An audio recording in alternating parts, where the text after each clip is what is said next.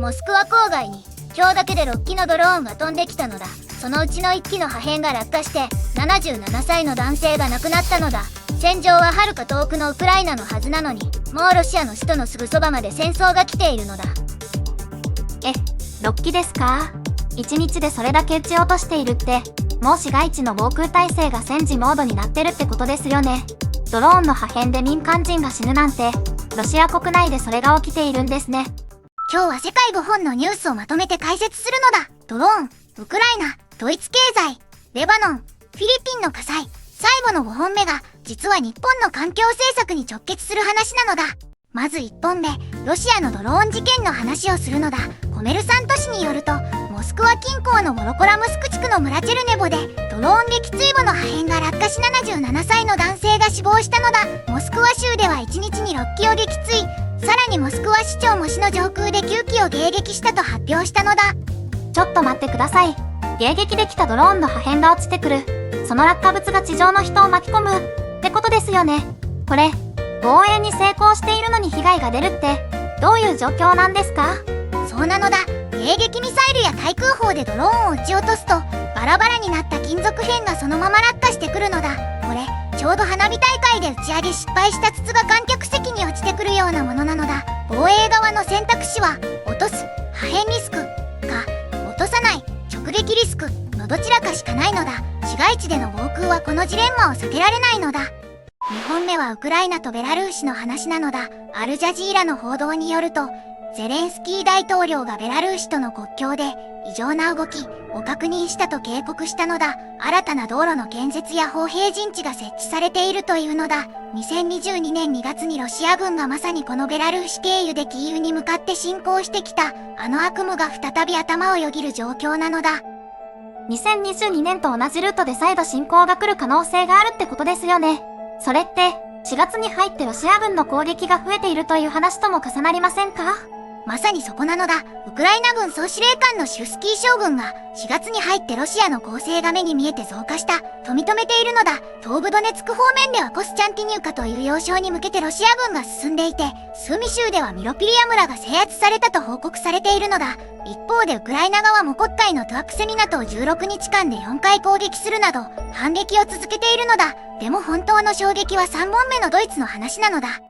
ドローンで77歳の方が亡くなって、前線でも街でも戦争が続いているんですね。ドイツの話ってどう絡んでくるんですか？ヨーロッパで唯一の大きな経済大国じゃないですか。3本目はドイツのメルツ政権1周年の話なのだ。フランクフルター・アルゲマイネ氏によると、メルツ首相率いるクロアカ連立政権が発足して1年が経ったのだ。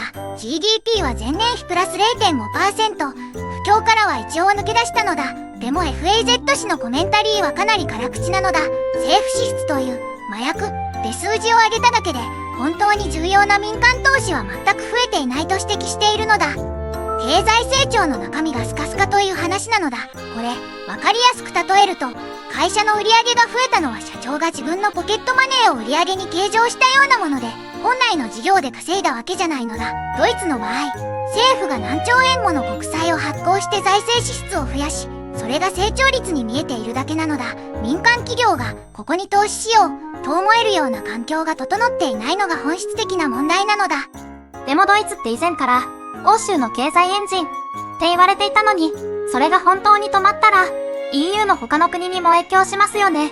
日本だって輸出企業を通じて無縁じゃないと思うんですけど。鋭いところに気づいたのだ。ドイツがダメになるとユーロが弱くなりやすいのだ。ユーロが弱くなると相対的に円高になる場合がある。これは日本の製造業の輸出収益に直撃するのだ。トヨタやソニーがヨーロッパで稼いだお金を円に換算すると目減りするという構図なのだ。それだけじゃなく、FAZ 氏が指摘するようにドイツで市民からもっとお金を取る方向の改革しかできていないなら、欧州全体の消費が縮む可能性もあるのだ。日本企業のヨーロッパ向け輸出にとってダブルパンチになりうるのだ。4本目はレバノンの話なのだ。フランス24の報道によると、イスラエル軍がヒズボラへの空爆を連日続け、南レバノンの数十の村に避難命令が出ているのだ。ベイルートに住む作家のシャリフ・マジダラニがインタビューで、住民は極限状態にあり、限界点に来ているとと証言しているのだ。焦土作戦という言葉まで使われているのだ。レバノンって2020年のベイルート爆発とか、経済崩壊とか、ここ数年ずっと傷を重ねている国ですよね。そこにまたイスラエルとヒズボラの衝突が続いているんだ。現地の人々はもう何年も逃げ続けているということですか？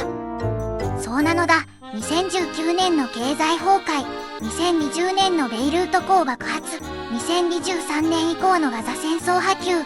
レバノンの人たちはほぼ7年間連続して危機の中に生きているのだ。作家のマジダラニが限界点と言ったのはある意味で文字通りの現実なのだ。国際社会の関心はどうしても停戦交渉とか対極的な話になりがちだけど、現場の生活は今日も続いているのだ。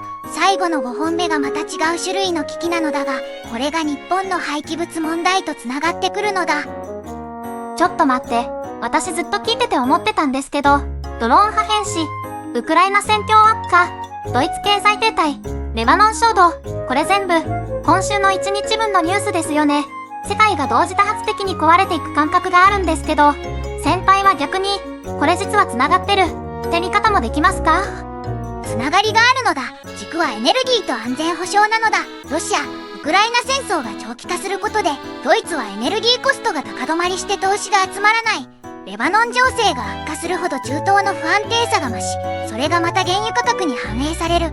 ドイツのメルツ政権が FAZ 氏から改革の名のもとに国民から絞り取っていると批判されているのも、根っこはエネルギー価格ショックへの対応コストなのだ。これは僕の見立てだけど、2025年以降の世界はエネルギー価格を中心に地政学と経済が一体化しているのだ。ここまでで4本紹介したのだ。ロシアのドローン破片被害、ウクライナとベラルーシの緊張、ドイツ経済の実態、そしてレバノンの焦土化、全部が緩やかに円結した問題なのだ。最後の5本目はフィリピンの話なのだけど、これが一番日本人の生活に近い問題かもしれないのだ。5本目はフィリピンの廃棄物火災なのだ。RFI の報道によると、マニラ近郊のナボタス廃棄場が4月10日から燃え続けていて、もう3週間以上消えていないのだ。広さ41ヘクタール、1日に1万トンのゴミを受け入れてきた巨大な施設なのだ。有毒煙が周辺住民を直撃し、最悪期には大気が深刻に不健康なレベルになったのだ。3週間以上燃え続けているんですか？しかも1日1万トンって東京ドーム何個分のゴミですか？それが有毒ガスを出し続けているって、周辺の人たちはどうしているんでしょう？何百人もの住民が避難していて、咳が続いていると RFI は伝えているのだ。そして日本との接点はここなのだ。この火災の原因として、プラスチックゴミと有機ゴミを分別せずに埋めていたことが疑われているのだ。有機物が腐敗して熱を持ち、プラスチックに引火するという構造なのだ。これ、日本が国内で厳格な分別ルールを作ってきたのと真逆の方向なのだ。日本のゴミ分別がめんどくさいと言われながら続いている理由がここにあるのだ。もう一点、台湾の頼行政特総統が外交的に孤立しつつある中でアフリカのエスワティニを訪問したニュースも NPR が報じているのだ。経由するはずだった国々が上空飛行を拒否して出発が遅れたのだ。エスワティニはアフリカで唯一、中国との関税免除貿易協定なしに台湾と国交を結んでいる国なのだ。これは小さなニュースに見えるけど、台湾包囲網が着実に締まっているサインなのだ。台湾と経済的に結びついている日本の半導体サプライチェーンも無縁ではないのだ。最初にモスクワ郊外でドローン破片が落ちてきたという話をしたのだ。77歳の方が亡くなったのだ。これは遠い国の話って思った人もいるかもしれないのだ。でもドローン技術は急速に安価になっていて、今後どの国も遠い国の戦争とは言えない時代が来るのだ。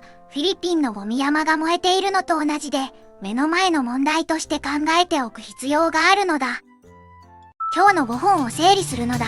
ロシアのドローン攻撃が市民生活に直撃し始めた。ウクライナの戦線は4月から悪化傾向でベラルーシ国境にも新たな火種が出てきた。ドイツは不況から抜けたが中身は政府支出頼みで民間投資が戻っていない。レバノンは市民が7年連続で危機の中にいる。フィリピンの廃棄物火災はゴミ分別という日常行為がなぜ重要かを突きつけているのだ。僕の見立てではこれら5つは全てエネルギーと安全保障という軸でつながっているのだ。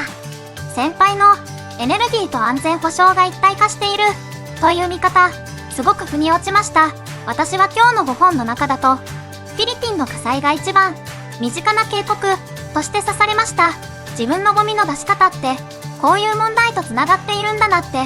皆さんはどの本が一番気になりましたか？コメントで教えてもらえると嬉しいです。明日はドイツ経済停滞の構造問題をもう少し深掘りするのだ。チャンネル登録と高評価で待っててほしいのだ。また明日なのだ。